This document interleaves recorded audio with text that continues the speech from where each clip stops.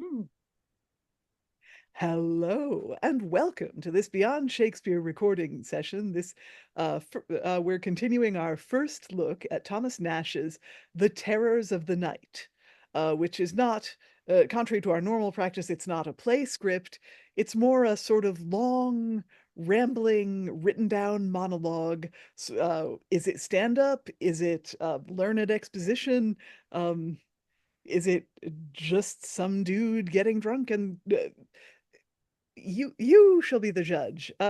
Anyway, The Terrors of the Night is basically uh about what happens when darkness falls, and what happens in your mind, and what happens in your environment. And when we left off last session, Nash was talking about the interpretation of dreams and whether anyone can really interpret dreams and whether dreams really mean anything.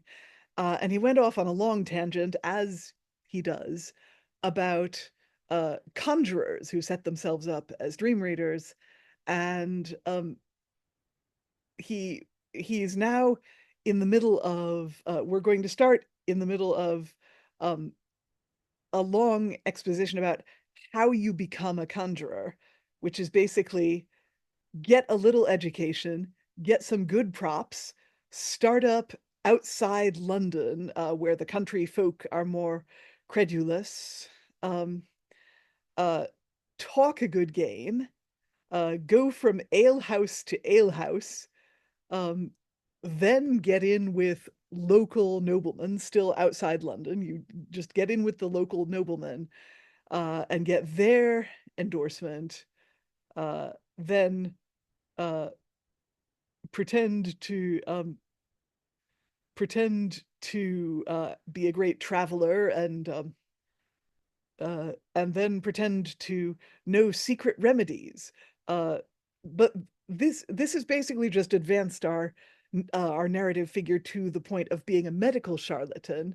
And so the next bit is, how do you become known as a conjurer? So we're going to read this one paragraph at a time. Uh, and I will start because the first paragraph is only one sentence. Um, shall we go uh, Liza, Eric, Miranda, Tamara when she gets here? Does that seem like a good order? Um, and 100%. I've totally forgot to introduce our wonderful readers. Uh, so, Eric, would you like to introduce yourself? Hi, I'm Eric. I'm here. I'm one of the terrors of the night. Ooh, I'm already a little terrified, to be honest. And Miranda? Hey, I'm Miranda. I'm another terror of the night. Well, I must say you are quite spectral in appearance. Uh, I have the Ghostbusters on speed dial. And we also have our wonderful other reader, Tamara, who is just on a quick phone call about her cat, who we all love, and she ought to be in the room soon. Um, and okay, so I will start. Thomas Nashe's The Terrors of the Night, Part 2. But how he comes to be the devil's secretary, all this long tale unrips not. In secret be it spoken, he's not so great with the devil as you take it. It may be they are near akin, but yet you have many kindred that will do nothing for one another. No more will the devil for him, except it be to damn him. This is the title after men of it, that when he waxeth stale, and all his piss pots are cracked and will no longer hold water, he sets up a conjuring school, and undertakes to play the bawd to Lady Fortune. Not a thief or a cutpurse, but a man that he keeps, doth associate with and is of their fraternity, only that his master, when anything is stolen, may tell who it is that hath it. In petty trifles, having gotten some credit, great peers entertain him for one of their privy council, and if they have any dangerous enterprise in hand, they consult with him about success. All malcontents intending any invasive violence against their prince and country, run headlong to his oracle. Contrary factions embosom unto him their inwardest complots, whilst he, like a crafty jack of both sides, as if he had a spirit still at his elbow, reciprocally emboweleth to the one what the other goes about, receiving no intelligence from any familiar but their own mouths. I assure you, most of our chief noted augurs and soothsayers in England at this day, by no other art but this, gain their reputation. They may very well pick men's purses, like the unskillful or cozening kind of alchemists with their artificial and ceremonial magic. But no effect shall they achieve thereby, though they would hang themselves. The reason is, the devil of late is grown a Puritan, and cannot away with any ceremonies. He sees all princes have left off their states, and he leaves off his state too, and will not be invocated with such solemnity as he was wont. Tamara. Hello, Tamara. We also have in the room the most excellent Tamara. Hello. Uh, so Apologies, cat update. is the cat Our okay? senior cat is fine, and we even had cat poopage, which is very important at the moment. I mean, as long as it's in the right place. Uh, um, Well, as long as it's going out, not in. yes, exactly. So Sammy's okay. Yes. Marvelous. So we're talking about how a person becomes known as a conjurer. And I think, this might be a good time to have our first sort of little discussion about that since we've stopped anyway. Yes, We'll have update me. a brief discussion. So I find it interesting that the devil exists as far as Nash is concerned. He just doesn't actually tell these people anything. Anyone else got any thoughts? Well, yeah, he just doesn't care about them, and he just kind of goes, "Well, I've never seen that person in my life," which is totally not something we do. Hi, Greg. Another person we've never met. No, it's just I find it interesting how he goes. Yeah, augurs, soothsayers, they're all just con men, really. Yeah, and saying, oh, one of the big things that people used to go to conjurers or people for is if someone was stolen, they wanted to know where it was. And they're like, yeah, he employs a servant who's in touch with thieves. That's how he knows who has your stolen item. Um, before, find my jewel purse or whatever. Um, Greg, it's good to see you, my dear. Sorry, I don't know. Maybe I missed your email. I have no idea. Well, I sent it kind of late. I just sent it sort of at 7. So As long as it's not as misogynistic as the tears of the widow's tears, we're all right. Oh God. yeah, the widow's tears apparently is quite a thing. Yeah. Is that why the email subject read incel tears? Yes, it is. Pretty It's much. excellent to the extreme. It's horrendous. I mean, there were some great scenes, but yeah, I can't see the RSC doing it anytime in the next 390 years. I mean, let's hope not. For those of you watching, the widow's tears may be found on our YouTube channel and probably nowhere else. So, in the room with us, we have the fabulous Greg Musson, who you will see giving many excellent performances on our YouTube channel, along with many of the other luminous faces in this room. And we are mid Thomas Nashe's Terrors of the Night. Greg, do you have the script up, and do you know I do, but I need to know where we are. Okay. We start. The devil of late is grown a Puritan is what I searched, and that got me to The devil where of you late got. is grown a Puritan. That sounds like a great name for a play, if nothing else. I'd agree. I really like that phrase, actually. Yeah, it reminds me of a few good titles. The devil is late. Is grown a Puritan. Yes, I quite All like. right, we're going for Puritan because I can't find it. Sorry. Yeah. There we got it. I've got it. Yeah. Everyone loves the Puritans. Everyone does, but basically, the so they will so basically these phony conjurers, we're talking, Nash is talking about phony conjurers and how they get a great reputation even though they can't actually do any magic. And he's saying, well, they might even try to do magic, they might even cast a circle and do an invocation, but the devil really can't be bothered right now. He's going through a very ascetic phase, and he can't what is it? So we're reading paragraph by paragraph, and sometimes that means you get one sentence, and sometimes that means you get many sentences. Shall we go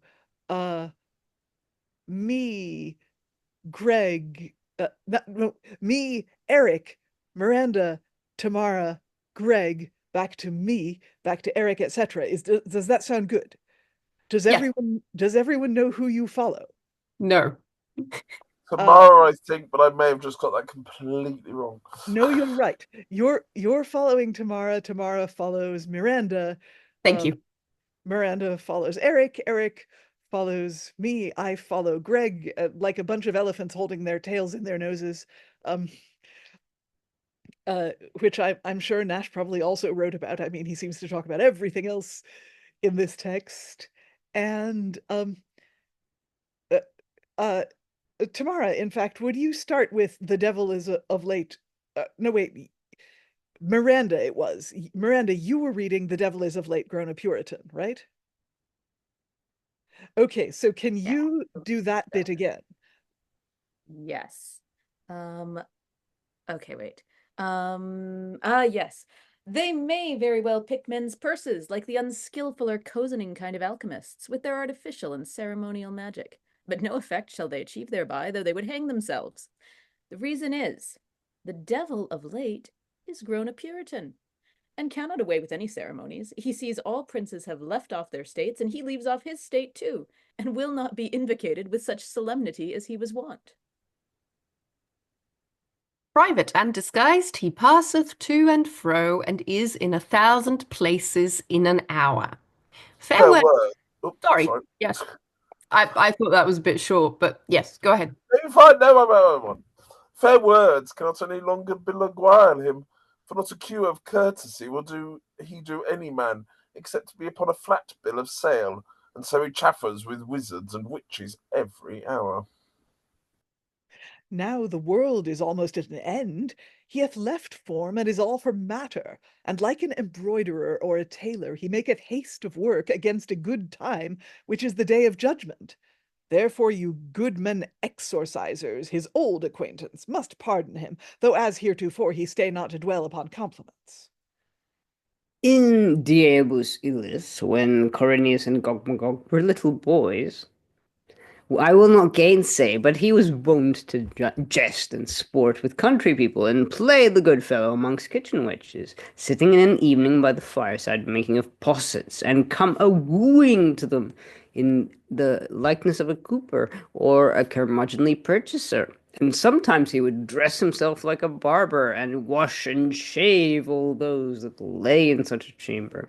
Otherwhile, like a stale cutter of queen hive, he would jostle men in their own houses, pluck them out of bed by the heels, and dance in chains from one chamber to another. Now there is no goodness in him but miserableness and covetousness. Sooner he will pare his nails cleanly than cause a man to dream, or a money bag that is hid in the eaves of a thatched house. Here is to be noted that it is a blessed thing but to dream of gold, though a man never have it. Such a dream is not altogether ridiculous or impertinent, for it keeps flesh and blood from despair. All others are but as dust we raise by our steps, which a while mounteth aloft and annoyeth our eyesight, but presently disperseth and vanisheth. Senor Satan, when he was but a young stripling, and had not yet gotten perfect audacity to set upon us in the daytime, was a sly politician in dreams. But those days are gone with him, and now that he is thoroughly steeled in his scutchery, he plays above board boldly and sweeps more stakes than ever he did before. I have read a full scallop these 3 or 4 pages. Now I cannot, if I breathe me, and walk soberly and demurely half a dozen turns like a grave citizen going about to take the air. To make a shaft of this, or bolt of this drumbling subject of dreams, from whence I've been tossed off and on, I know not how, this is my definitive verdict, that one may as well by the smoke that comes out of a kitchen guess what meat there is in a broach, as by paraphrasing on smoky dreams preeminent of future events. Thus far, notwithstanding, I'll go with them. Physicians by dreams may better discern the distemperature of their pale clients than either by urine or odor. So hang on, we're just let's have a little discussion break, just because we've gone from throwing a lot of shade about Satan to talking about dreams. Tamara, what your thoughts? Well, I just wanted to point out that he was like, wrote a lot these 3 or 4 pages. Great, let me take a break. Which is such a writer thing to do. Yes. I feel like I've been going on about this for a while. It's like I've hit my word count for the day. 3 pages done. Yes. Nashe does NaNoWriMo. So we've gone from all conjurers are pretty much phonies, but it's not necessarily because they're not conjurers, it's just because the devil can't be arsed to give them any powers. And so, Greg. It was just one really interesting. I've completely it was the word cutter, because I know we haven't done the play yet, but Bartholomew Fair. It's interesting because I know this is not done yet, but it's interesting because one of the cuts, it's a corn cutter, I think, it's described as in Bartholomew. But I find it interesting that we were talking about false magicians, etc., because the tricksters in that play and so many other Jacobean plays are so interesting, and you could almost probably take some of this and go, aha, we've seen this in the worlds that we've seen, especially the city comedies, possibly, because they're so, this is obviously something that feeds into real life and out of that. Sorry, just curious though. Yeah, I know what I'm trying to say. No, that's an interesting point about Johnson, because I forget if there's a fake astrologer or fake conjurer in Bartholomew Fair. Does anyone know? I don't know if there is, or there's but certainly they all. It's certainly, yeah. I think they're all fake, to be honest. In that play, there's an element of disguise, and I think you've got characters like Mooncalf and so on, and that's an obvious astrological stroke, astronomy, whatever feeling. But no, but certainly in plays of the period, you get the false magicians. I'm trying to think. I was going to say Devil is an ass, but I might be wrong on that. There's also, this isn't Johnson, but Galathea has a bunch of, so Lyle has a bunch of con artists, right? The fake astronomers. It was just thinking of that as alchemist, of course. Yes, the in Galathea, the stranded sailors try and become, they want to become an apprentice to an alchemist or something, don't they? Yeah, I believe there's an alchemist, there's an astronomer. They go through the different con artists. Yeah, basically they go from a mariner who they piss off really badly to like astronomer to alchemist, and eventually I think they land on like musician at a wedding. Something like that. I don't know why I remember They this. meet up with the main plot in some way, I think, as musicians or entertainers. But Greg very rightly mentions the Johnson play, The Alchemist, where Subtle, the character Subtle is basically both a fake alchemist and a fake astrologer. And Face is the con man that he works with. So that's interesting. I just like how he's Nash has imagined that little devils had a childhood. Just because Coridius and Gogmagog who were little boys, and it's like they probably just messed around. It's like basically the stuff that you would how do you call it? Like you'd read about in I think we read it in one of the jests of Robin Goodfellow or something, where he would just mess around with kitchen wenches and just reward people and that kind of thing. Whereas now now he doesn't care. He grew out of that phase. Yeah. Satan used to, if you slept in a certain chamber, you used to wake up clean and shaven because Satan had been your barber or something. I should probably go to this place. My hair's getting a little.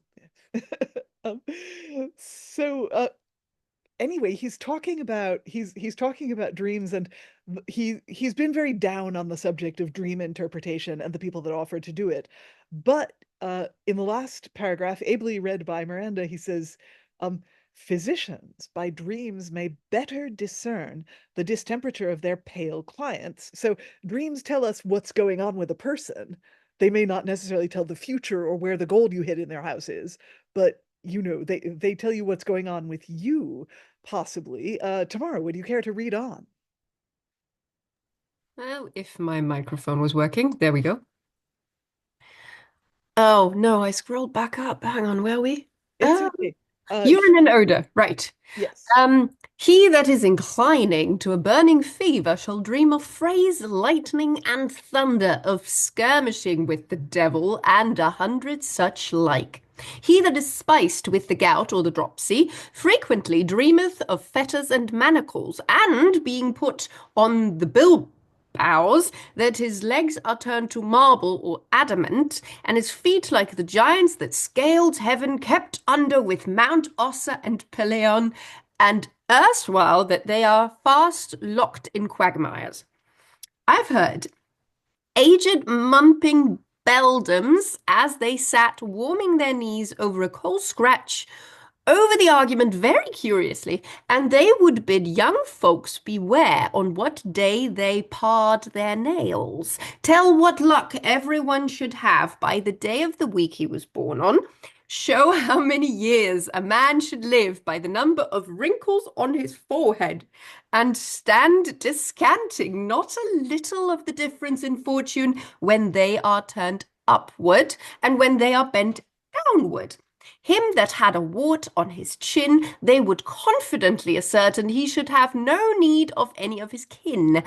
Marry, they would likewise distinguish between the standing of the wart on the right side and on the left. When I was a little child, I was a great auditor of theirs, and had all their witchcrafts at my fingers' ends, as perfect as good morrow and good even. Of the significance of dreams, whole catalogues could I recite to theirs, which here there is no room for. But for a glance to this purpose, this I remember they would very soberly affirm that if one at supper ate birds, he should dream of flying; if fish, of swimming; if venison, of hunting, and so for the rest, as though these birds, fish, and venison, being dead and digested, did fly, swim, and hold their chase in their brains. Or the solution of our dreams should be naught else but to express what meat we eat overnight. From the unequal and repugnant mixture of contrarious meats, I jump with them many of our misty cogitations proceed. And even as fire maketh iron like itself, so the fiery inflammations of our liver or stomach transform our imaginations to their analogy and likeness. No humor in general in our bodies overflowing or abounding, but the tips of our thoughts are dipped in his tincture. And as when a man is ready to drown, he takes hold of anything that is next him. So our fluttering thoughts, when we are drowned in deadly sleep, take hold and co-essence themselves with any over-boiling humor which forceth highest in our stomachs.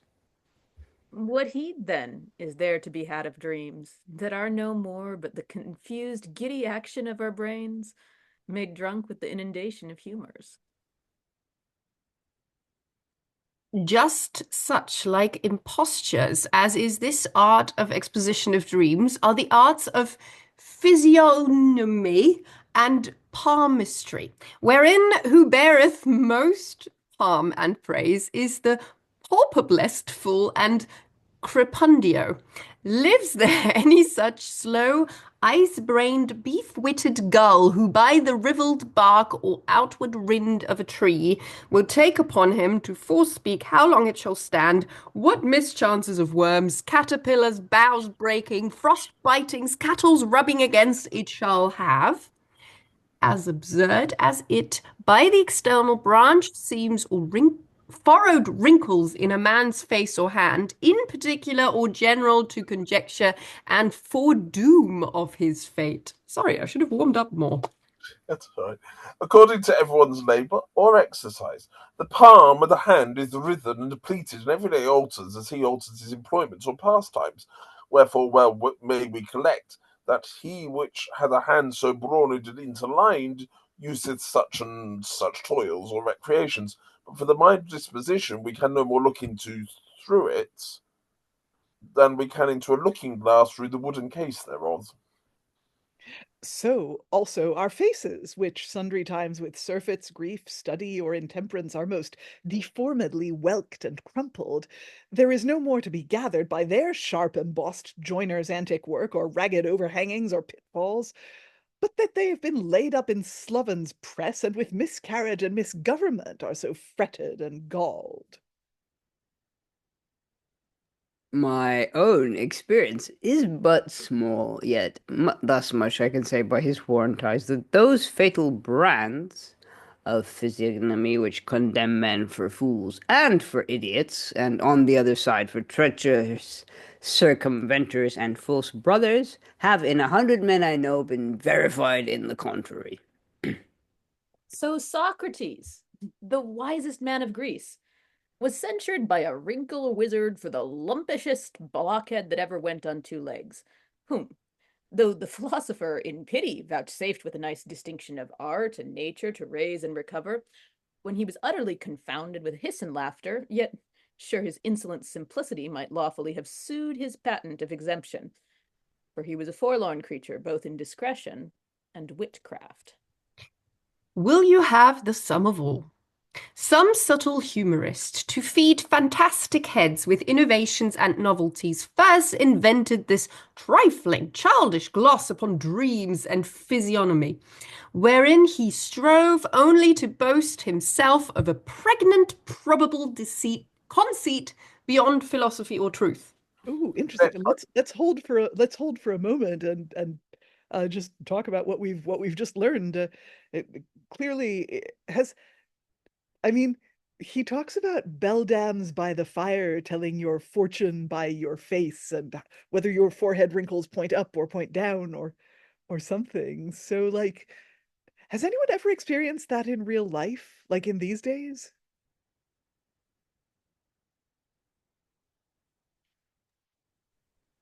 Or like, people messing around with coffee cups and just like going, "Oh yeah, I can totally read your Well, your yeah, tea leaves. Yeah. Tea leaves. Yeah.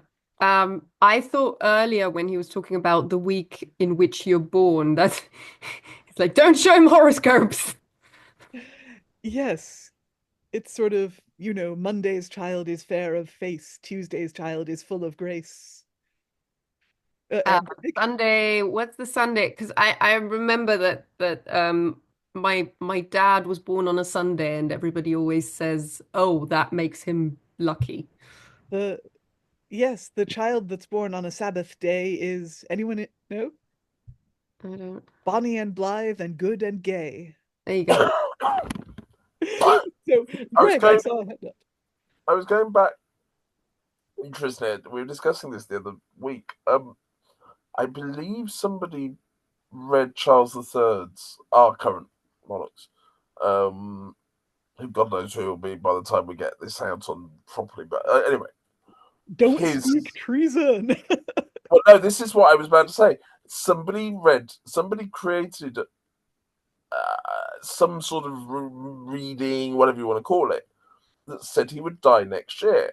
Yeah. And I straight away said, well, if in 15th, 16th century that would have been treason. And I'm just looking at this, thinking, I'm looking at what you were saying. Has anyone encountered this today? I haven't, but I'm thinking back to that conversation and going, yeah, that person wouldn't be alive now. And I'm curious. Obviously, it's happening in the back streets of London and many other places, but yeah, it's an interesting one. Yeah. It was a treasonable offense to take the horoscope of the monarch for just the reason you described. Not just you could predict the time, you could possibly predict the time and manner of their death, but you could also see what their unlucky days were, so that if you wanted to invade or something, you could do it on a bad day for them. In my own youth, Ronald and Nancy Reagan. Right. Yes. He was obsessed with horoscopes, wasn't he? And so was she. Yeah. They kept a White House astrologer. Wow. Or at least they both had an astrologer they consulted. Very, very California. See, that feels weird because, when I used to intern at this newspaper, a local newspaper here in Cyprus, and they used to recycle the horoscopes like every other week. Just sort of, because you get them in the newspaper as well. So it was like every few months you'd get the same one, and it's like, oh, we have to do the horoscopes again and copy paste. Which isn't surprising because they are just vague enough that people will somehow feel, it's like when you try and play with when you do tarot card readings, it's the idea is that you associate it with something rather than,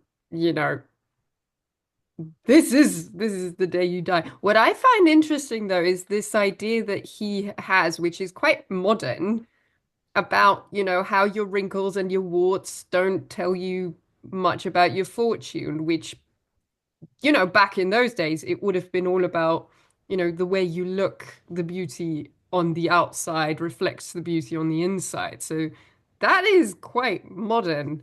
And that surprised me quite a bit.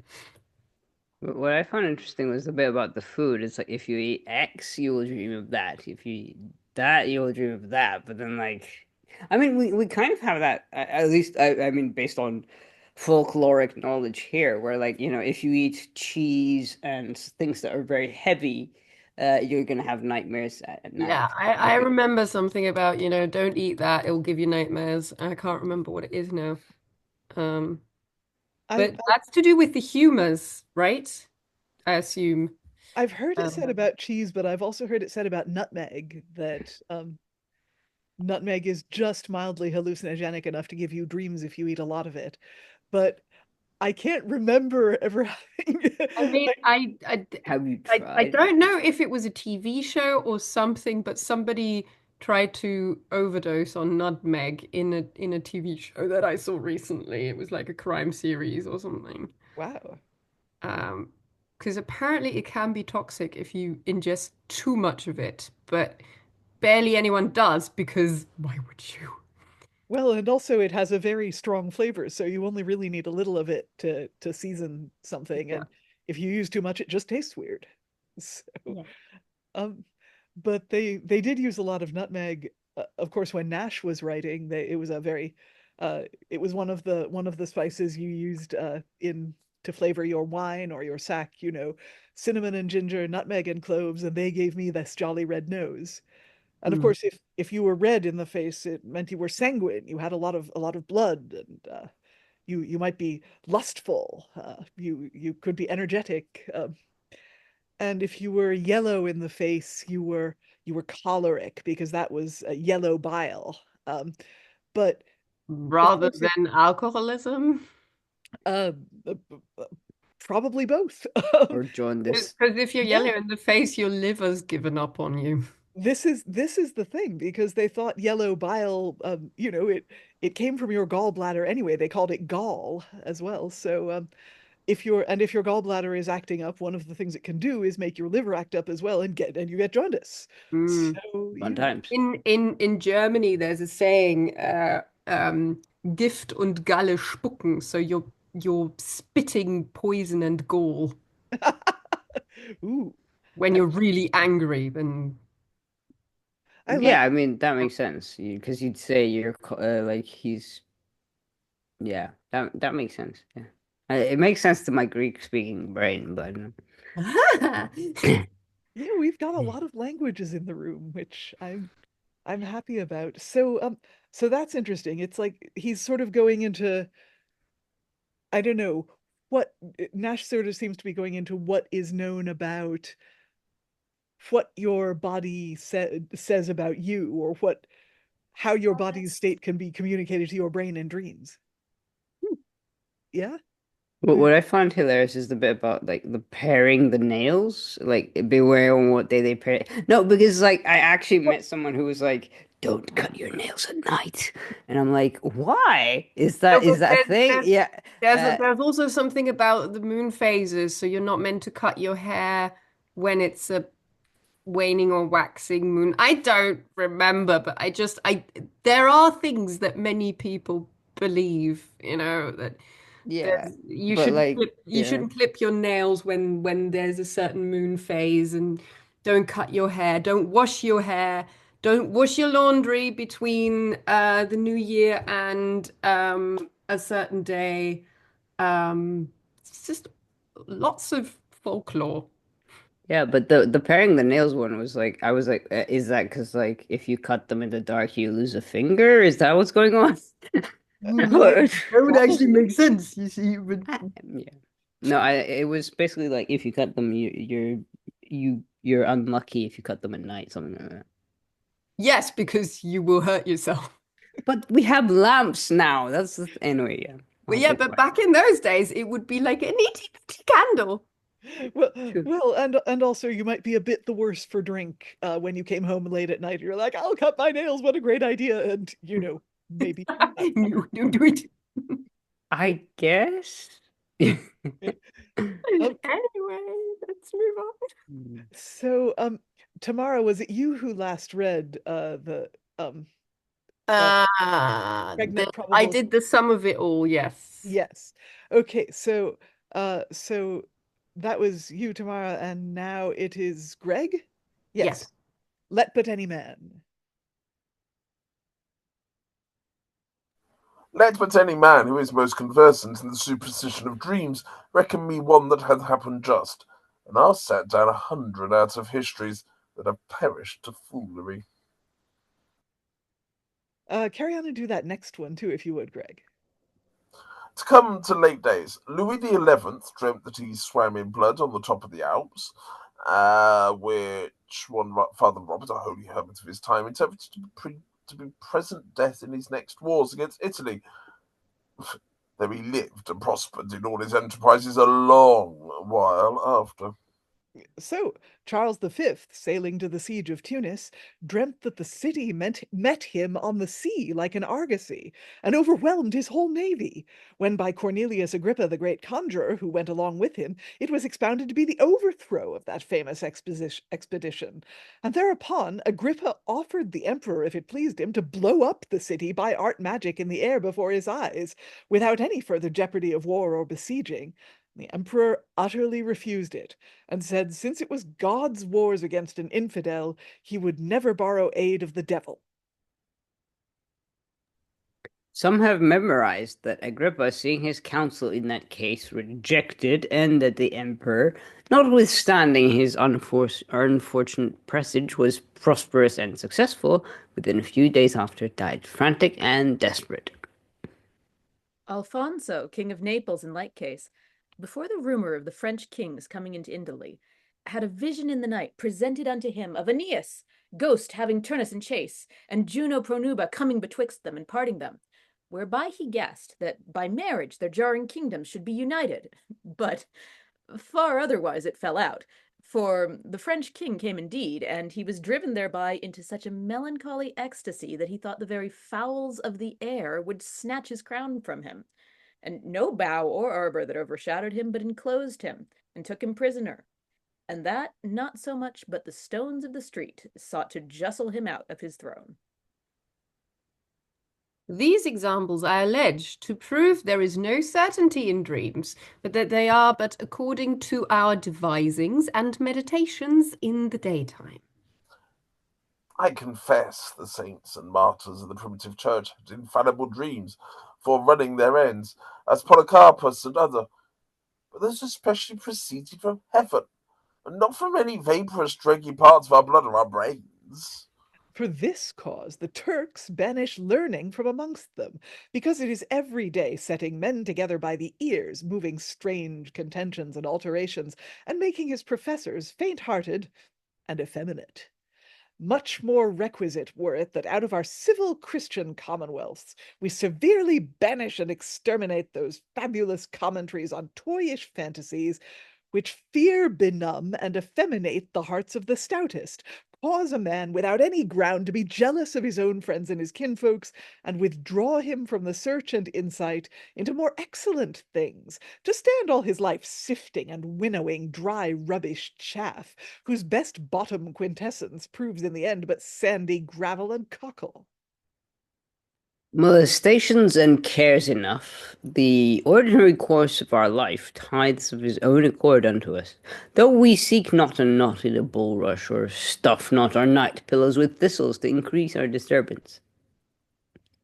In our sleep we are aghasted and terrified, with the disordering skirmishing and conflicting of our sensitive faculties. Yet with this terror and aghastment cannot we rest ourselves satisfied, but we must pursue and hunt after a further fear, in the recordation, and too busy examining our pains overpast. Dreams, in my mind, if they have any premonstrances in them, the preparative fear of that they so premonstrate and denounce is far worse than the mischief itself by them denounced and premonstrated.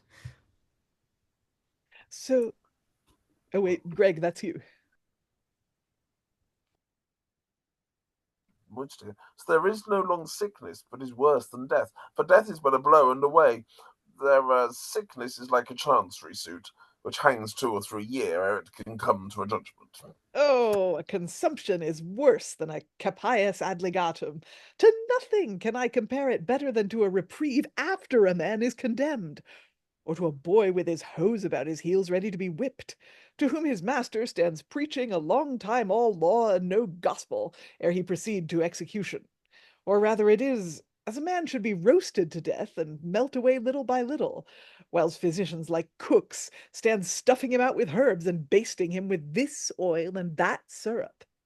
I am of the opinion that to be famished to death is far better, for his pain in 7 or 8 days is at an end, whereas he that is in a consumption continues languishing many years ere death have mercy on him. The next plague, and nearest that I know in affinity to a consumption, is long depending hope frivolously defeated, than which there is no greater misery on earth. And so, per consequens, no men in earth more miserable than courtiers. It is a cowardly fear that is not resolute enough to despair. It is like a poor hunger-starved wretch at sea, who, still in expectation of a good voyage, endures more miseries than Job. Now he that writes this can tell, for he hath never had good voyage in his life but one, and that was to a fortunate blessed island, near those pinnacle rocks called the Needles. Oh, it is a purified continent, and a fertile plot fit to seat another paradise, where in no place the image of that ancient hospitality is to be found.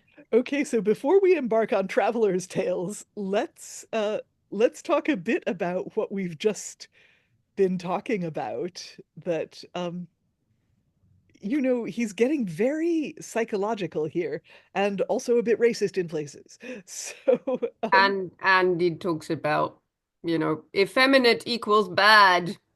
Civilization needs to be masculine. Oh boy. Thank you, Mark Zuckerberg. Yeah, the other thing is apparently seeped into Terrors of the Night now. Yeah, I mean, there's sometimes Terrors of the Night does seem to turn into a bit of an internet rant, by whom I'll leave you to discuss. Um, there was one sentence in the chat that says, "I feel like he's a COVID denier," and well, he is talking about sickness, to say, um, it, uh, it's actually less scary to die than to be sick because you don't know if you're going to die, and the not knowing sort of eats you up. To be fair, in those days, that would have been the case. So I can't really fault him for feeling that way because yes, you would, you know, you could get a cold and you'd be fine. You could also get something more serious and you wouldn't know until you were basically on your deathbed, and people would try and sell you stuff to try and convince you that that's going to cure you. And to be fair, um, you know, when we talk about especially older people, even now, um, sometimes you do get that feeling that you would rather just, rather than having to go through years and years of decline.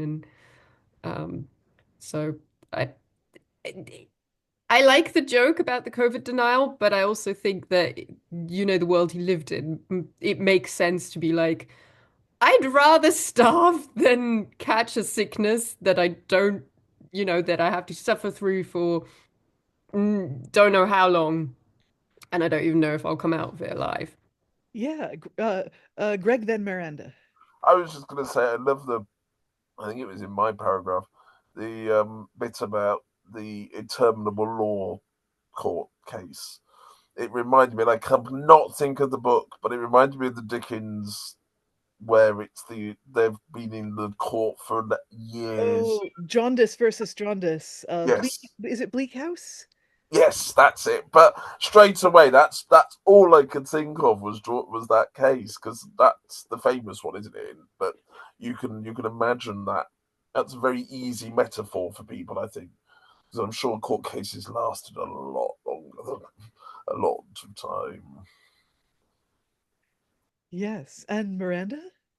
Yeah, no, I was also thinking there's a sort of it's an interesting metaphor to have about anxiety, right? This notion that dreading dreams is worse than even if the dreams are really showing you an evil future, the time that you spend being anxious and dreading it is actually worse than that evil future could possibly be. And then I don't know, as a sort of picture, like surprisingly like modern picture of sort of uh anxiety and mental illness and all of those kinds of things. I think it's interesting that we've got the really explicit comparison. Like this is like having consumption. Like the pain in your mind can be just as real as the pain in your body. Is Even though it's all phrased, of course, in these kind of aghast and terrified, extremely over the top language, where today we would probably use more clinical language. Yeah, and some of the historical examples he cites, again, whether true or false, uh, they're they're saying, oh, people who this bit is about sort of people who take things to be prophetic, but they're mistaken. And sometimes through the fear of a thing, they actually undermine themselves. Uh, and oh yes, I've come to the bit you were talking about anxiety, which I absolutely know the feeling, and it's like the fear of the thing is worse than the thing. So the preparative, he's talking about dreams, the preparative fear of that which they so premonstrate and denounce is far worse than the mischief itself by them denounced and premonstrated. I So feel like I've had that experience. yes, and you know because that it's when he's talking about dreams arising from food you ate or an imbalance in your humors, and it's like no, dreams arise from what you fear or what you desire, or and yeah, sometimes the nightmares are worse than the actual thing. um So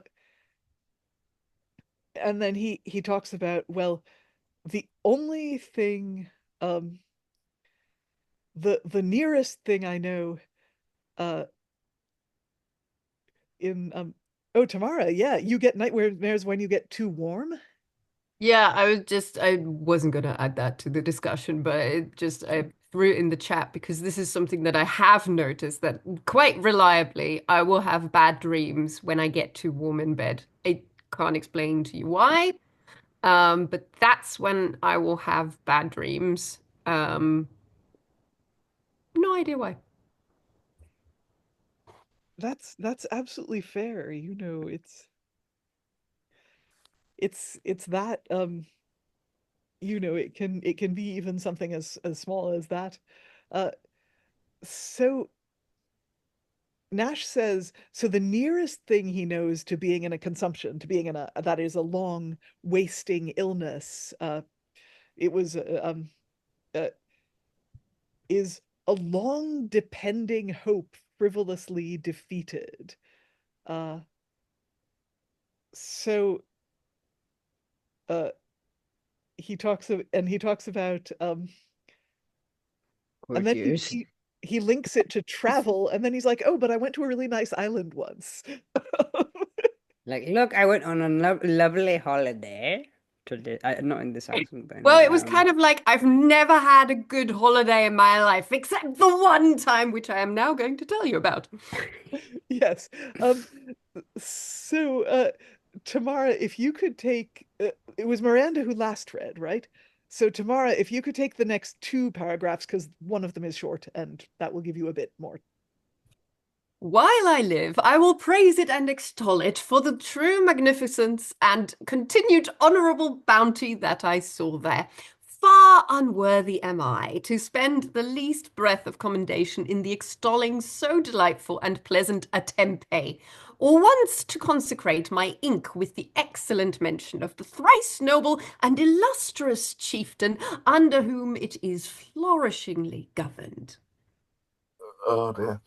That rare ornament of our country, learned Master Camden, whose desertful name is universally admired throughout Christendom, in the last repolished edition of his Britannia, hath most elaborate and exactly described the sovereign plenteous situation of that isle, as also the inestimable happiness in it inherits, it being patronized and carefully protected by so heroical and courageous a commander.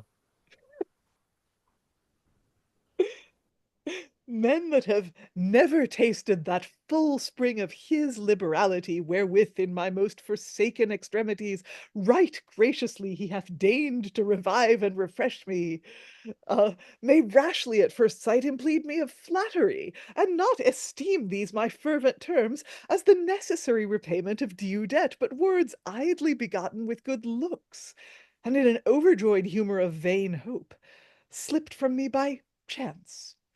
But therein they shall show themselves too uncivil, injurious, both to my devoted observant duty, and the condign dear purchased merit of his glory.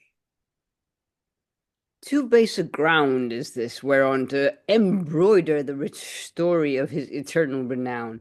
Some longer-lived tractate I reserve for the full blaze of his virtues, which here only in the sparks I decipher.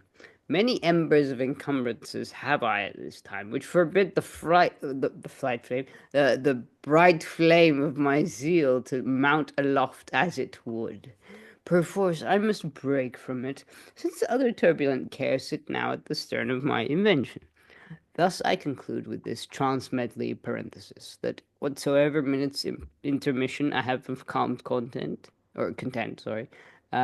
or at least respite to call my wits together, principal and immediate proceedeth from him. Through him, my tender wainscot study door is delivered from much assault and battery. Through him, I look into and am looked on in the world, from whence otherwise I were a wretched banished exile. Through him, all my good, as by a conduit head, is conveyed unto me. And to him, all my endeavors like rivers shall pay tribute as to the ocean. Did Ovid entitle Carus, a nobleman of Rome, the only constant friend he had in his ungrateful extrusion amongst the Geats, and write to him thus? Qui quod... Oh, sorry. Oh, sorry. Yeah, no, go ahead. No, don't carry on. You do that. No, you go do the Latin. You do the Latin. Oh, here we go. Quod es in vere care vocaris, and in another elegy, o mihi post nullos care memorande sodales. Which more may I acknowledge that all redundant prostrate vassalage to the royal descended family of the Careys, but for whom my spirit long ere thus had expired, and my pen served as a poignard to gall my own heart. Why do I use so much circumstance, and in a stream on which none but gnats and flies do swim, sound famed trumpet like Triton to call a number of foolish skiffs and light cockboats to parley? Okay, so if anyone's wondering where this magical island is, it's the Isle of Wight. It's near, he says that it's near some rocks called the Needles, and those are in the channel. I've been to the Isle of Wight. It's quite nice. So he's just included a commercial break to get tourism to the Isle of Wight. Is that what we're saying? Greg, what is he doing? I think you're right. I said in the chat, oh God, it's turning into a Lord Mayor show. It's just painful, this bit.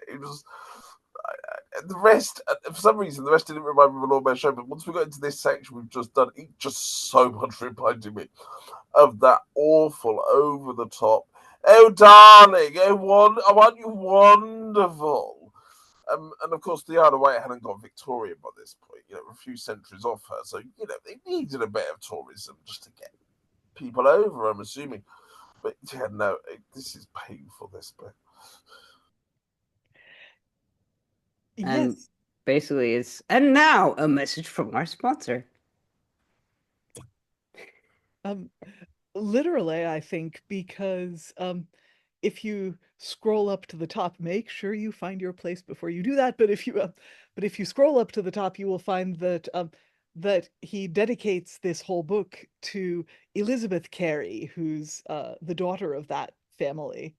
So it must be Sir George Carey, who's the host that he's so indebted to. Sucking up to. Yes. But to be fair, if the guy got him out of trouble one time, then it seems, it seems sort of normal that he would do that. I suppose he had sort of no way to give thanks but by writing about it. I wonder if he mentioned the Isle of Wight in any of his other writing. Does anyone know enough about Nashe to know that?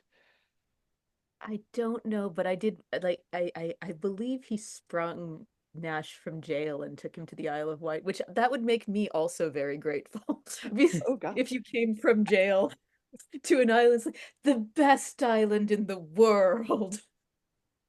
It is paradise. Come again, he says. Yeah, well, it is quite a nice island and definitely a lot better than being in jail. So, well done, George Carey, through whom we have this manuscript. And it's interesting that in the Latin he writes, where he quotes Ovid, he writes the words care, which, and he capitalizes the C. So I think in Latin that means dear, plural, as in dear to one's heart, not dear like antlers, but dear. Possibly, my Latin isn't great. I mean, in Italian, cara would be like beloved, like loved one. Like, yeah, Well, I mean, you sing opera, you probably know this. What am I saying? Well, it's why am I speaking? Well, you have the classical languages which a lot of us don't. Eric has translated a lot of Greek for this group, so. I have the Greek, but I do not have the Latin. I have the Italian. The Italian. Well. Did you just? Are we quacking? Are we quacking you? No, I don't know. Am I? That was a misquote of little Latin and No, I don't know anything. I know nothing. That was just me going, I don't actually know. You're right, Tamara. I don't actually know any. It was almost a quote from somebody. Who said that? We've never heard of him. Quack! Well, Quack. I mean, Quack didn't say it, but it was said about Quack.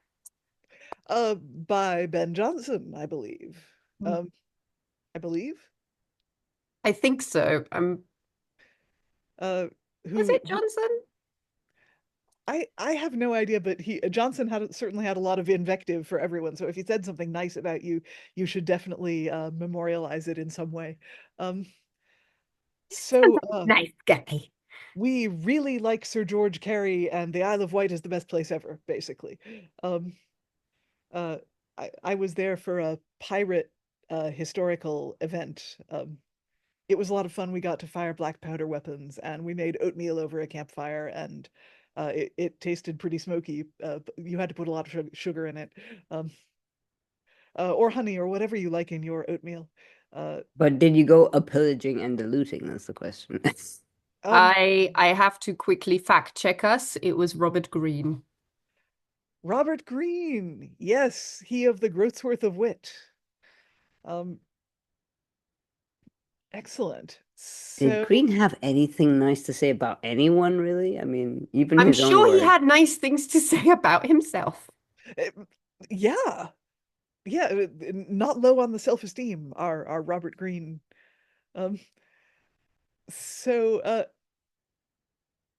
Let's see. So he takes up, after this brief commercial break, Nashe takes up his narrative again. Let's see. It was Greg who last read, so it's maybe my turn. And after me, if Eric could take the next 3 paragraphs, because they're short. Okay, so fear, if I be not deceived, was the last pertinent matter I had under my disfling, from which I fear I have strayed beyond my limits, and yet fear hath no limits, for to hell and beyond hell it sinks down and penetrates. But this was my position, that the fear of any expected evil is worse than the evil itself, which by diverse comparisons I confirmed. Now, to visions and apparitions again, as fast as I can trudge. The glasses of our sight in the night are like the perspective glasses of one Hosius made in Rome, which represented the images of things far greater than they were. Each mote in the dark, they make a monster, and every slight glimmering a giant. A solitary man in his bed is like a poor bedred laser lying by the highway side, unto whose displayed wounds and sores a number of stinging flies do swarm for pastance and beverage. His naked wounds are his inward heart-gripping woes. The wasps and flies, his idle wandering thoughts, who to that secret smarting pain he hath already, do add a further sting of impatience, and new launch his sleeping griefs and vexations. Questionless, this is an unrefutable consequence that the man who is mocked of his fortune, he that hath consumed his brains to compass prosperity, and meets with no countervailment in her likeness, but hedge wine and lean mutton, and peradventure some half-eyed good looks that can hardly be discerned from winking. This poor piteous perplexed miscreant either finally lie despair, or, like a lank frost-bitten plant, loseth his vigour or spirit by little and little. Any terror, the least illusion in the earth, is a cacodemon unto him. His soul hath left his body, for why? It is flying after these airy, incorporate courtly promises and glittering painted allurements, which when they vanish to nothing, it likewise vanisheth with them. Excessive joy, no less have his One of those words today, dissective and joyless operations. The spleen into water it melteth, so that except to be some momentary bubbles of mirth, nothing it yields but a cloying surfeit of repentance. Divers instances have we of men whom too much sudden content and over-ravished delight hath brought untimely to their graves. 4 or 5 I have read of, whom the extremity of laughter hath bereft of their lives. Okay, whereby I gather that even such another pernicious, sweet, superfluous mirth is to the sense as a surfeit of honey to a man's stomach, than the which there is nothing more dangerous. Be it as dangerous as it will, it cannot but be an easy kind of death. It is like one that is stung with an aspis, who, in the midst of his pain, falls delighted asleep, and in that suavity of slumber surrenders the ghost. Whereas he whom grief undertakes to bring his end hath his heart gnawn in sunder by little and little with vultures, like Prometheus. But this is nothing, you will object, to our journey's end of apparitions. Yes, altogether. For of the overswelling superabundance of joy and grief, we frame to ourselves most of our melancholy dreams and visions. There is an old philosophical common proverb, Unusque fingit fortunum futurem sibi. Everyone shapes his own fortune as he lists. More aptly, maybe, said, everyone shapes his own fears and fancies as he lists. In all points our brains are like the firmament, and exhale in every respect the like gross mistempered vapours and meteors, of the more feculent combustible airy matter whereof, affrighting forms and monstrous images innumerable are created. But of the slimy, unwieldier, drossy part, dull melancholy or drowsiness. And as the firmament is still moving and working, so incessant is the wheeling and rolling on of our brains, which every hour are tempering some new piece of prodigy or other, and turmoiling, mixing, and changing the course of our thoughts. I write not this for that I think there are no true apparitions or prodigies, but to show how easily we may be flouted if we take not great heed with our own antic suppositions. I will tell you a strange tale tending to this nature, whether of true melancholy or true apparition, I will not take upon me to determine.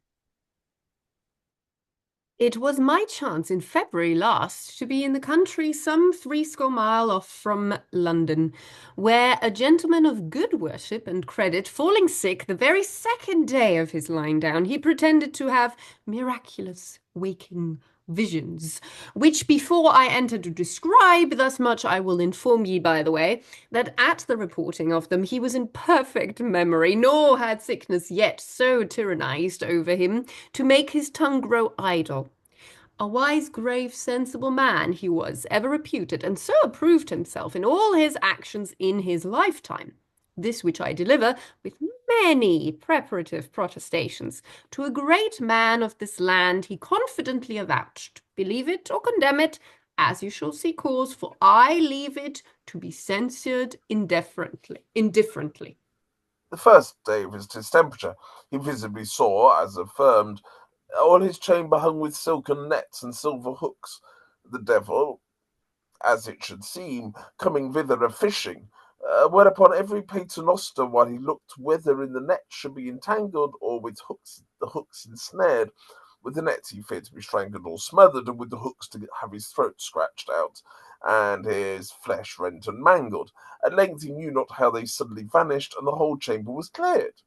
Next, a company of lusty sailors, everyone a shark or a swagger at the least, having made a brave voyage, came carousing and quaffing in a large silver cans to his health.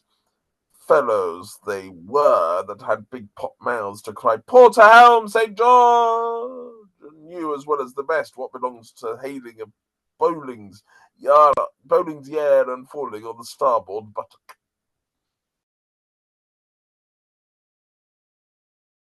But to the issue of my tale, Their drunken proffers he utterly put by, and said he highly scorned and detested both them and their hellish disguisings, which notwithstanding they tossed their cups to the skies and reeled and staggered up and down the room like a ship shaking in the wind. But wait, no, we read that bit. And after all, they danced lusty gallant and a drunken Danish lavalto or two, so departed. For the third course rushed in a number of stately devils, bringing in boisterous chests of massy treasure betwixt them. As brave they were as Turkish janissaries, having their apparel all powdered with gold and pearl, and their arms as it were bemailed with rich chains and bracelets they had bling, but faces far blacker than any bowl of tobacco. Great glaring eyes that had whole shelves of Kentish oysters in them, and terrible wide mouths, whereof one of them but would well have made a case for Molnak's great globe of the world. These lovely youths and full of favor, having stalked up and down the just measures of a syncopace, opened one of the principal chests they brought, and out of it plucked a princely royal tent, whose impearled shining canopy they quickly advanced on high, and with all artificial magnificence adorned like a state, which, performed, pompous Lucifer entered, imitating in goodly stature the huge picture of Laocoon at Rome, who sent unto him a gallant ambassador, signifying thus much, that if he would serve him, he should have all the rich treasure he saw there, or any farther wealth he would desire. The gentleman turned this mild answer that he knew not what he was, whether an angel or wicked fiend, and if an angel, he was but his fellow servant, and no otherwise to be served or regarded. If a fiend or a devil, he had nothing to do with him, for God had exalted and redeemed him above his desperate outcast condition, and a strong faith he had to defy and withstand all his juggling temptations. Having uttered these words, all the whole train of them invisibly avoided, and he never set eye on them after. Then did there for the third pageant present themselves unto him an inveigling troop of naked virgins, thrice more amiable and beautiful than the bright vestals that brought in Augustus's testament to the Senate after his decease. But no vestal-like ornament had they about them, from top to toe, bare despoiled they were, except some one or two of them that wore masks before their faces, and had transparent azured lawn veils before the chief jewel houses of their honours. Such goodly, lustful bona robas they were, by his report, as if any sharp-eyed painter had been there to peruse them, he might have learned to exceed divine Michelangelo in the true bosque of a naked or curious tons in quick life, whom the great masters of that art do term the sprightly old man. Their hair they wore loose unrolled about their shoulders, whose dangling amber trammels, reaching down beneath their knees, seemed to drop balm on their delicious bodies.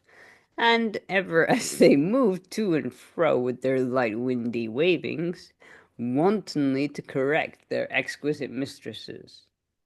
Their dainty feet, in their tender bird-like trippings, enamelled, as it were, the dusty ground, and their odoriferous breath more perfumed the air than ordnance wood, that is charged with amomum, musk, civet, and ambergris. But to leave applications and proceed, those sweet bewitching naked maids, having majestically paced about the chamber, to the end their natural unshelled shining mother-pearl proportions might be more imprintingly apprehended, close to his bedside, modestly blushing they approached, and made impudent proffer unto him of their lascivious embraces. He obstinately bent to withstand these their sinful allurements no less than the former, bade them go seek entertainment of hotter bloods, for he had not to satisfy them. A cold comfort was this to poor wenches no better clothed, yet they, hearing what to trust Pooh, very sorrowfully retired and shrunk away. Lo, in the fourth act, they're sallied out a grave assembly of sober-attired matrons, boring, and much like the Virgins of Mary Magdalene's order in Rome, which vow never to see man. Ugh. And also the chaste daughters of Saint Philip. With no incontinent courtesy did they greet him, but told him, if so he thought good, they would pray for him. Thereupon, from the beginning to the ending, he unfolded unto them how he had been mightily haunted with wicked visions of, haunted with wicked illusions of late.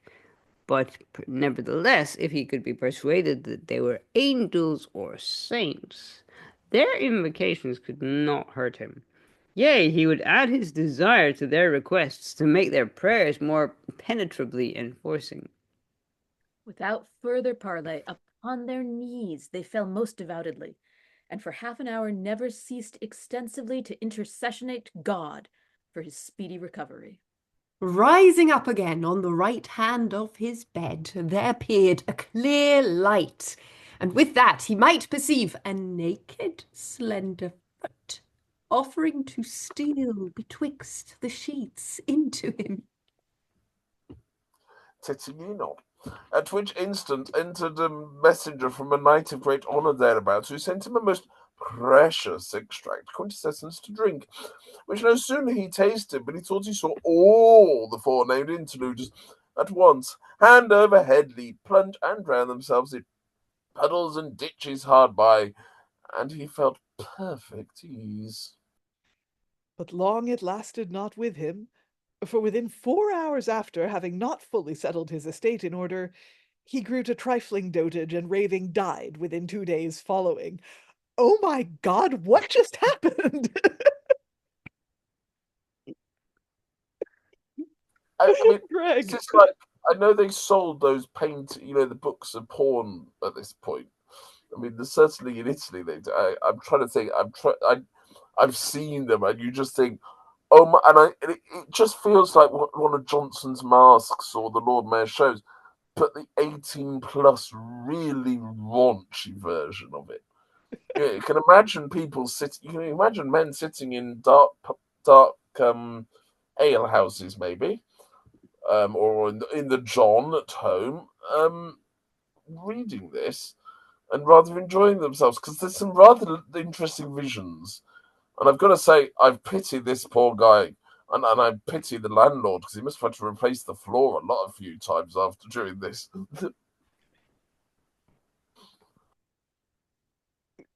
Yeah. I was going to say a thing, but yeah, Go probably ahead. not. Best not. No, go. If you want to go ahead, go ahead. Or Well, it's a bit like he suddenly realized he needs to add some sex because sex sells. I was going to say, I mean, the Decameron clearly sold copies, and this is clearly part of the fandom. A naked, slender foot offering to steal betwixt the sheets into him. Just, what am I reading now? Where is this coming from? What is happening? It's a bit like it's so jarring. It's like back in the day when we watched Game of Thrones and we went from sword fighting and violence to tits. In in a really intense edit, and when that was still shocking, I guess, because I suppose now we're kind of used to it. well, yeah, it's also sort of, I mean, if we're talking about TV series, it reminds me, this whole dream sequence sort of reminds me of a Star Trek holodeck episode where you see Yes. all your favorite characters, but they're just doing weird things. Suddenly they're in like medieval Ireland or something, and I mean, it also, like, the naked maidens, who get, I think, considerably more prose spent on them than on most of the other apparitions. It does sort of feel like a musical where things in the third act are going a bit slow, so bring on the dancing girls. Mm. It's like that. And you know, so I mean, I guess what it ties into is Nashe's thing about dreams and visions and what they portend. And this old man on his sickbed, which turns out to be his deathbed, uh, sees, like, the first day he sees silken nets and silver hooks, indicating that the devil is going fishing for him. And so if he he's then faces a series of temptations, but if and if he succumbs to any of them, then presumably the devil will have his soul as soon as he dies. And there's I mean, good for him. He had a nice wet dream before he died, I guess. I mean, we could also make jokes about rigor mortis, but yeah, that's just No, Eric, no, too far, way too far. Oh God.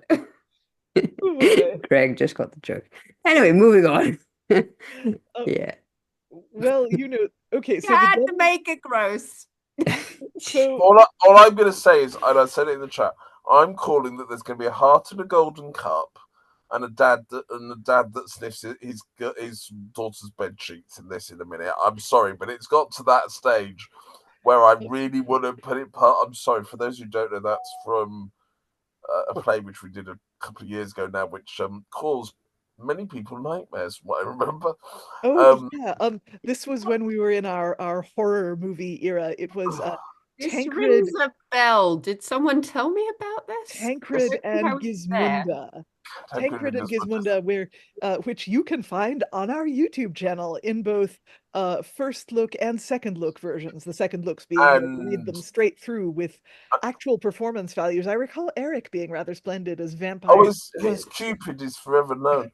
But it was also, I think we've also done both versions, because I think there's a slightly less gruesome version that we did, which was far less interesting because the father didn't blind himself. But anyway, I'm trying to remember if I was ever in the room for this because it rings a bell, but I'm not sure. You may have been, Tamara. It was fun. I just remembered. I will never forget Eric's Cupid in that second look. I was trying to work out how to blind myself. Eric just came up trumps. Sorry, wrong phrase. Yeah. Let's carry on, Liza, shall we? Okay. So, what's interesting is the guy doesn't yield to any of the temptations, even the fair, lusty gallants and the beautiful, nude virgins. He doesn't yield to them. And You got a good look at them. but he does yield. Well, he doesn't exactly tell them to go away either. No. But he does yield to the apparition of sober matrons, and he asks them to pray for him. And so, but he then dies. So were the sober matrons real sober matrons, or were they also devils like all the other ones? Or maybe it released him from torment. Yeah, maybe it simply determined where his soul would go after it was all over. Or like Monty Python and the Holy Grail and Galahad getting stuck in the castle. Anyway, yeah, moving on. I'm sure we can all remember the sequence, yes. So it was me that just read. So Eric, God is your witness. God is my witness in all this relation. I borrowed no essential part from stretched out invention, nor have I one jot abused my informations, only for the recreation of my readers, whom I loathe to tire with a coarse homespun tale, that shall dull them worse than Holland cheese, here and there where I welt and guard it with allusive exornations and comparisons, and yet methinks it comes off too gouty and lumbering. Be it as it will, it is like to have no more allowance of English for me. If the world will give it any allowance of truth, so it is. For then I hope my excuse is already lawfully customed and authorized, since truth is ever drawn and painted naked, and I have lent her but a leathern patched cloak at most to keep her from the cold. That is, that she come off not too lamely and coldly. Upon the accidental occasion of this dream or apparition, call or miscall it what you will, for it is yours as freely as any waste paper that ever you had in your lives, was this pamphlet, no bigger than an old preface, speedily botched up and compiled. Are there any doubts which remain in your mind undigested as touching the incredible narration I have unfolded?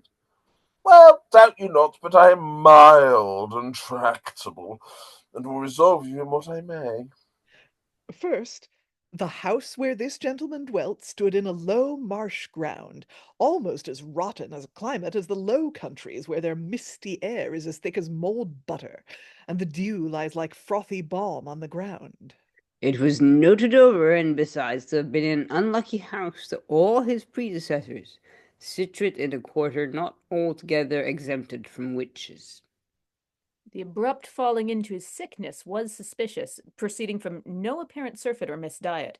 The outrageous tyranny of it in so short a time bred thrice more admiration and wonder, and his sudden death, incontinent ensuing upon that his disclosed dream or vision, might seem, some probable reason to confirm it, since none have such palpable dreams or visions, but die presently after. The like to this was Master Allington's vision in the beginning of Her Majesty's reign, than the which there is nothing more ordinarily bruited. Through Greek and Roman commonplaces to this purport I could run, if I were disposed to vaunt myself like a ridiculous pedant of deep reading in Fulgosius, Lycosthenes, and Valerius. Go no further than the court, and they will tell you of a mighty worthy man of this land, who, riding in his coach from London to his house, was all the way haunted with a couple of hogs, who followed him close, and do what his men could they might drive them from him. Wherefore at night he caused them to be shut up in a barn, and commanded milk to be given to them. The barn door was locked, and the key safely kept. Yet they were gone by morning, and no man knew how. A number of men there be yet living who have been haunted by their wives after their death, about forswearing themselves and undoing their children of whom they promised to be careful fathers, whereof I can gather no reason but this, that women are born to torment a man both alive and dead. I have heard of others likewise that beside these night terrors have been for whole months together, whithersoever they went or rid, pursued by weasels and rats, and oftentimes with squirrels and hares, that in the travelling of 300 mile have still waited on their horse heels. But those are only the exploits and stratagems of witches, which may well astonish a little at first sight. But if a man have the least heart or spirit to withstand one fierce blast of their bravadoes, he shall see them shrink faster than northern cloth, and outstrip time in dastardly flight. Fie, was ever poor fellow so far benighted in an old wives' tale of devils and urchins? Out upon it, I am weary of it, for it hath caused such a thick fulsome serena to descend on my brain, that now my pen makes blots as broad as a furred stomacher, and my muse inspires me to put out my candle and go to bed. And yet I will not neither, till after all these night's revels I have solemnly bid you good night, as much to say as tell you how you shall have a good night and sleep quietly without affrightment and annoyance. First and foremost, drink moderately, and dice, and drab not away your money prodigally, and then forswear yourselves to borrow more. You that be poor men's children know your own fathers, and though you can shift and cheat yourselves into good clothes here about the town, yet bow your knees to their leathern bags and russet coats, that they may bless you from the ambition of Tyburn. You that bear the name of soldiers, and live basely swaggering in every ill house, having no other exhibition but from trumpets and from harlots and strumpets, seek some new trade, and leave whoring and quarrelling, lest besides the nightly guilt of your own bankrupt consciences, Bridewell or Newgate prove the end of your cavaliering. You, whosoever or wheresoever you be, that live by spoiling and overreaching young gentlemen, and make but a sport to deride their simplicities to their undoing, to you, the night at one time or other will prove terrible, except you forthwith think on restitution. Or if you have not your night in this world, you shall have it in hell. You that are married and have wives of your own, and yet hold too near friendship with your neighbours, set up your rest that the night will be an ill neighbour to your rest, and that you shall have as little peace of mind as the rest. Therefore was Troy burned by night, because Paris by night prostituted Helen, and wrought such treason to Prince Menelaus. You that are Machiavellian, vain fools, and to get no wit or policy, but to vow and protest what you never mean, that travel for nothing else but to learn the vices of other countries, and disfigure the ill English faces that God have given you with Tuscan glicks and apish tricks. The night is for you with a black saunt or a matter sheen, except you presently turn and convert to the simplicity you were born to. You that can cast a man into an Italian ague when you list, and imitate with your diet drinks any disease or infirmity, the night likewise hath an infernal to act before ye. Traitors that by night meet and consult how to walk in the day undiscovered, and think those words of Christ vainly spoken, there is nothing done in secret, but shall be revealed and laid open. To you no less the night shall be as a night owl, to vex and torment you. And finally, O you, judges and magistrates, if there be any among you that do wrest the law into their own hands, by drawing and receiving every man's money into their hands, and making new golden laws of their own, which no prince nor parliament ever dreamed of, that look just as Jehovah by day, enthronizing grave zeal and religion on the elevated whites of their eyes, when by night corrupt gifts and rewards rush in at their gates in whole armies, like northern carriers coming to their inn, that brings the richest present unto them.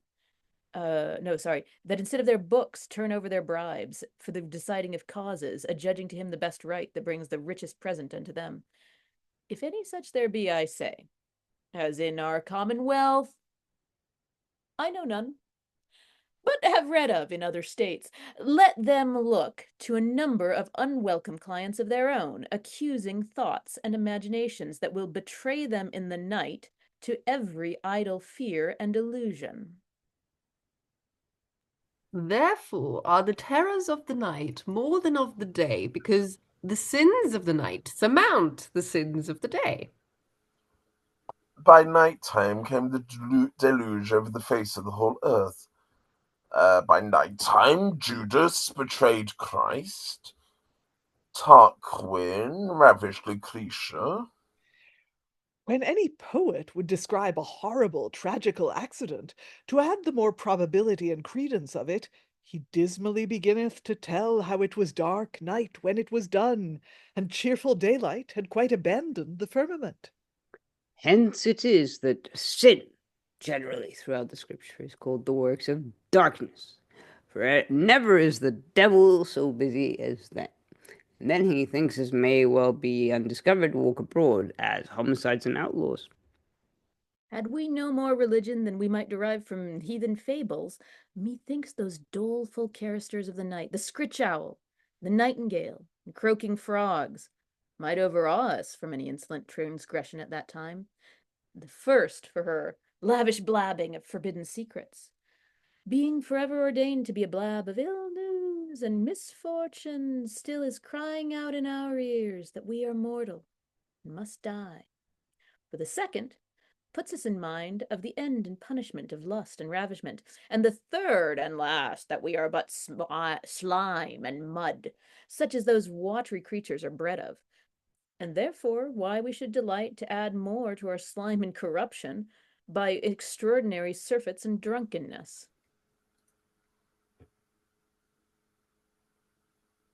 But these are nothing neither in comparison. For he whom in the day heaven cannot exhale, the night will never help. she only pleading for her old grandmother Hell, as well as the day for heaven. Thus I shut my treatise up. So thus I shut up my treatise abruptly, that he who in the day doth not good works enough to answer the objections of the night, will hardly answer at the day of judgment. Finis. Finis. Wow. Well, now, well, that's you told, how to sleep well. Uh, don't go to bed with a guilty conscience. So has anyone here been in both sessions on this text? Oh, has it just been two? Then Eric and I have, I guess. I think it's just been two. Yeah. Yes. Definitely. Then we have, yeah.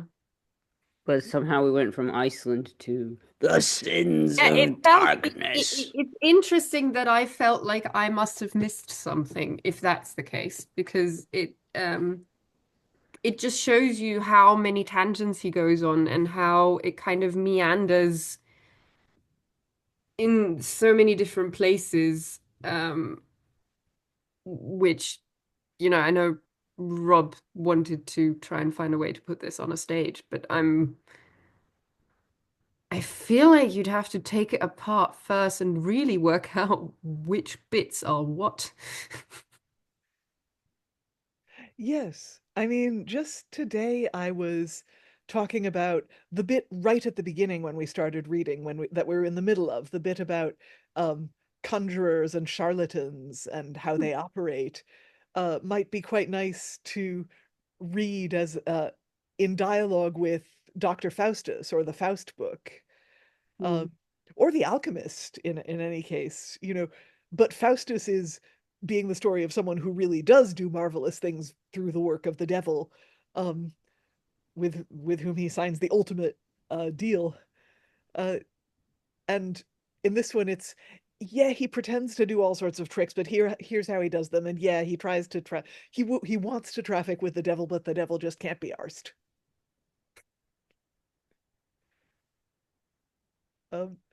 But in the end, heaven and hell are real. This guy was clearly tempted by real devils on his sickbed.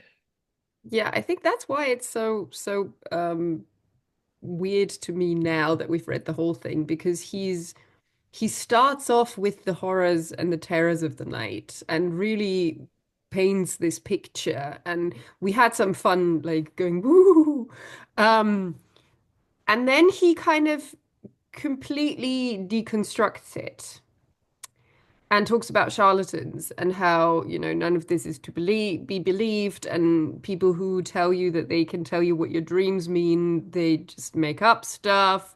None of it is real.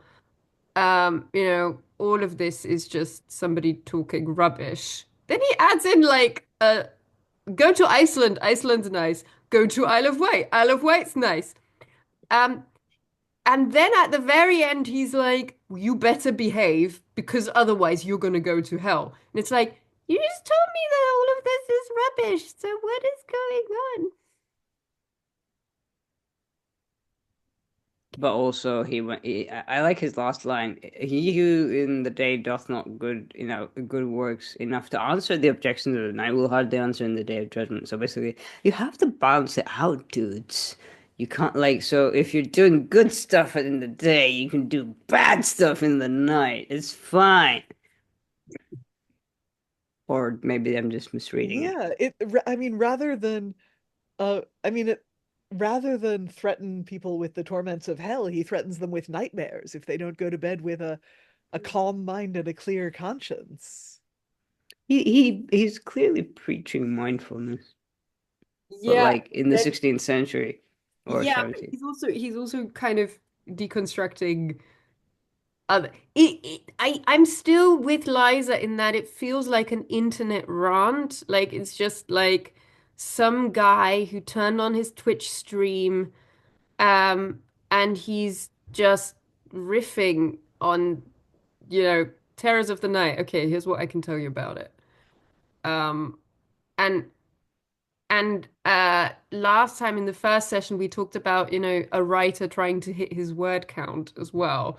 And I still have a bit of an impression of that going on as well. So, because he kind of comes up on the spot with stories and ideas and comparisons. So I almost feel like somebody's like, here's a couple of coinage. Here is some coins. Give me so and so many pages on the Terrors of the Night, and he is trying to fill it, which might be a complete oversimplification, but it's still kind of the impression that I'm getting. Yeah, I mean, he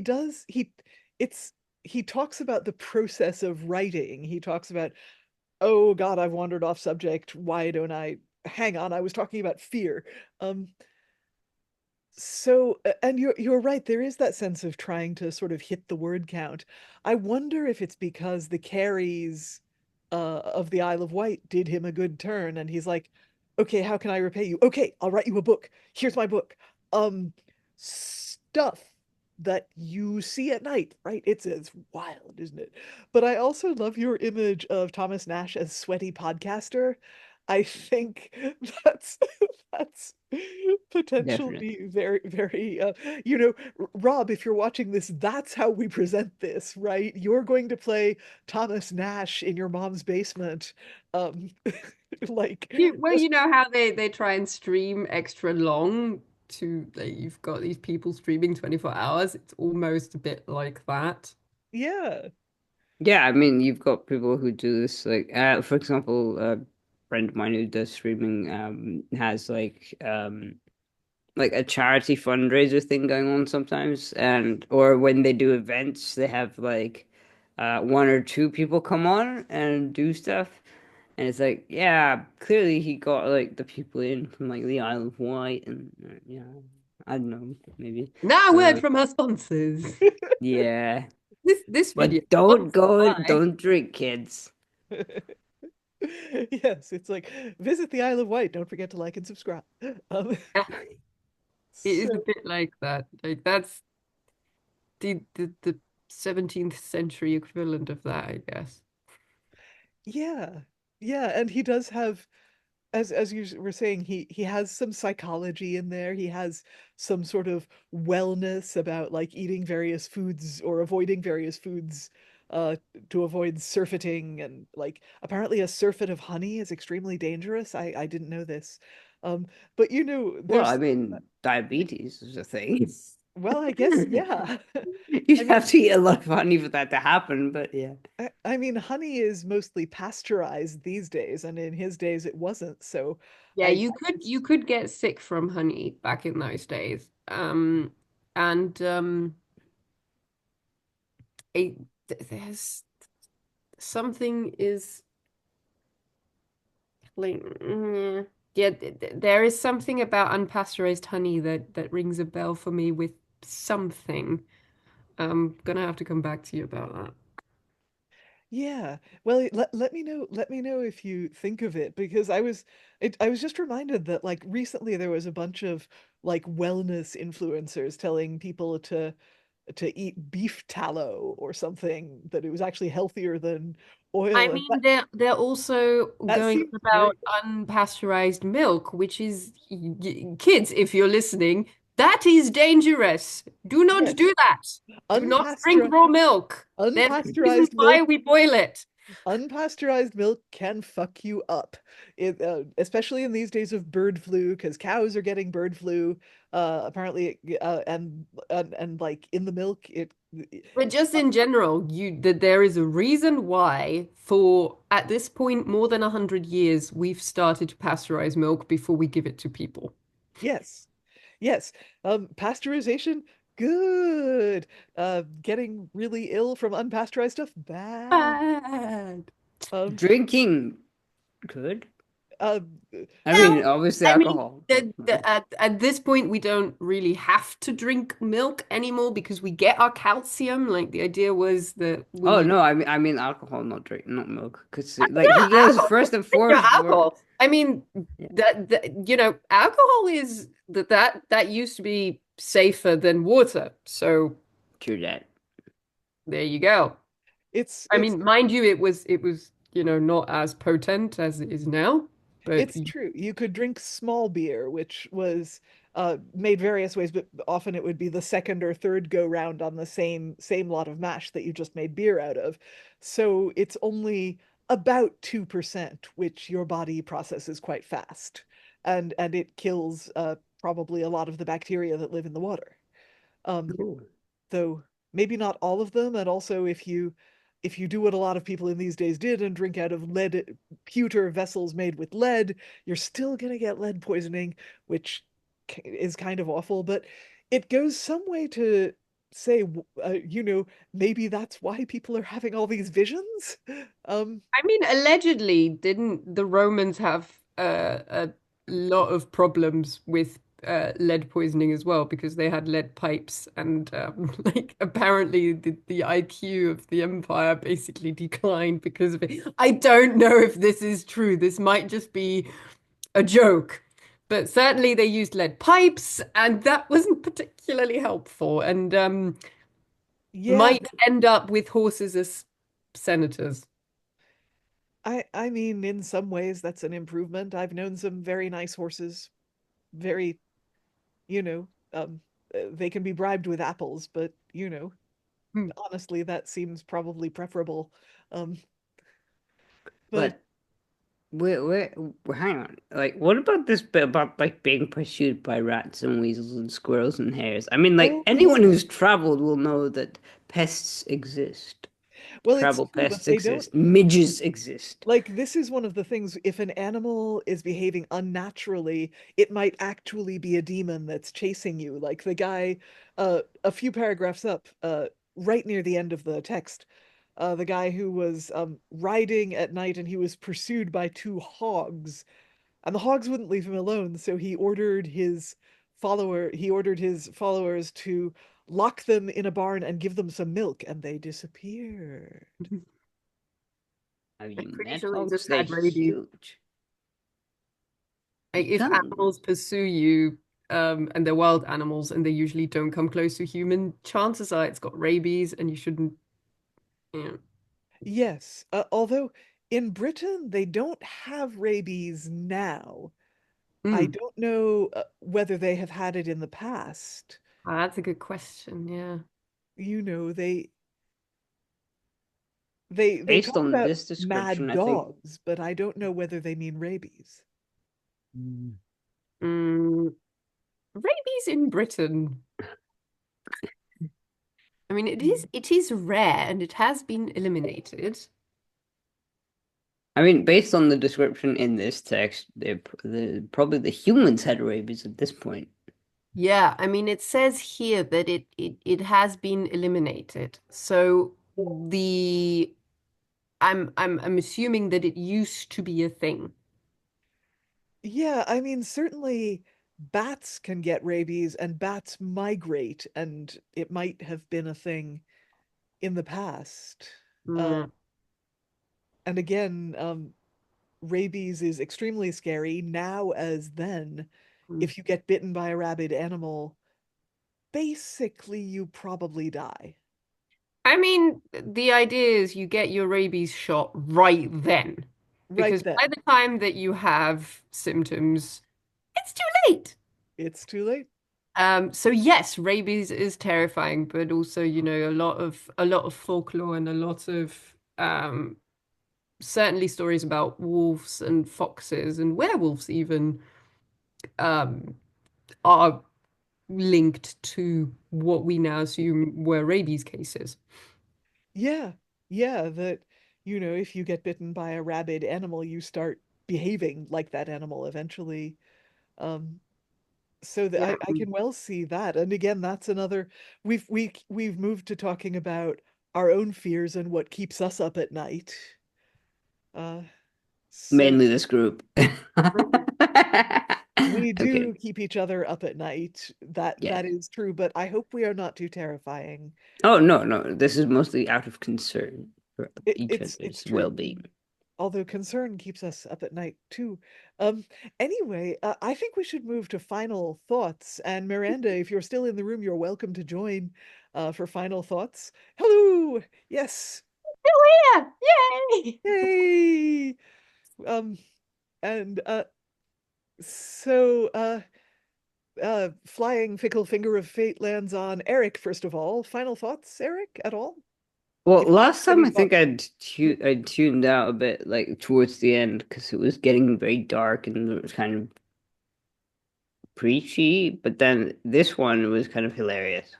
But I don't know if that's just because my mood is different or just like, because I'm feeling good.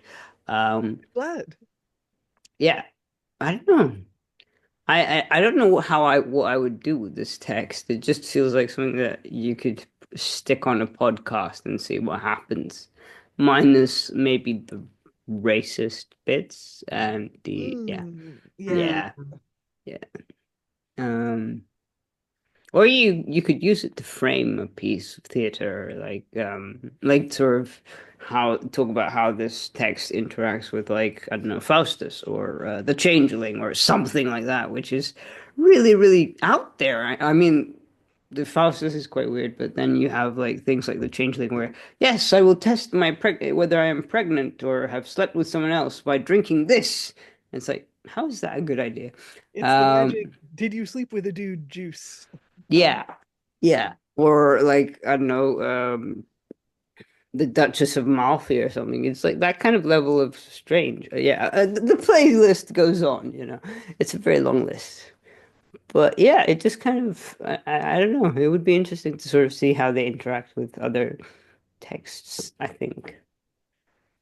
It's true. And he has a good point about poets at the end where he talks about if they're going to write about a tragedy or something terrible that happened, it tends to happen at night. Um, and Tamara, any final thoughts? I think it's a tough one if you want to use it on the stage. I'm fascinated by some of the beliefs that we're getting because some of it is, of its time, some of it is quite modern, and some of it, you know, it's when you look at the world picture of people at the time that you're taught when you get taught history, um, it gets changed when you read this text. So I think from an actor's perspective, I don't know what to do with this as a theatre maker. In terms of scholarly interest, this is fascinating because I actually think he reveals a lot about his own beliefs and about the things that make his brain work. And I think that is what makes it feel so modern to me because it could be a podcaster from today. Yeah, he absolutely could. And one of the things I like is that his tone makes you feel very talked to, rather than, getting too abstruse or too literary or too prosy.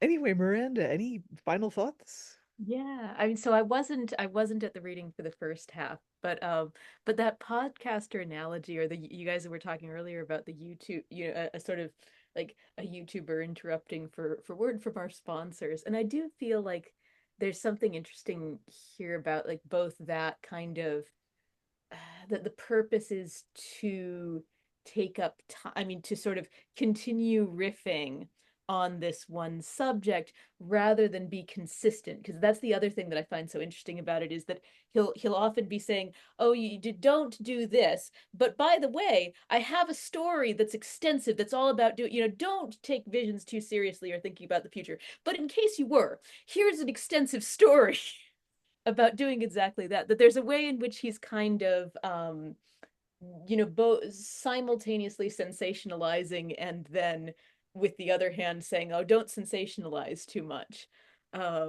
which I find really interesting in terms of the kind of tensions in the text. But yeah, like a lot of fun, very interesting. Yeah, I mean it is fun and interesting, and uh, I I think we had a really nice room here. I'm thanking Greg in absentia, but I'm really glad you were all here and here to read this, and and it's been an absolute pleasure. So I'm gonna end the recording, and all that remains is to, Rob always says this, all that remains is to thank our wonderful readers for all their wonderful reading, and visit the Isle of Wight. Don't forget to like and subscribe. And good night.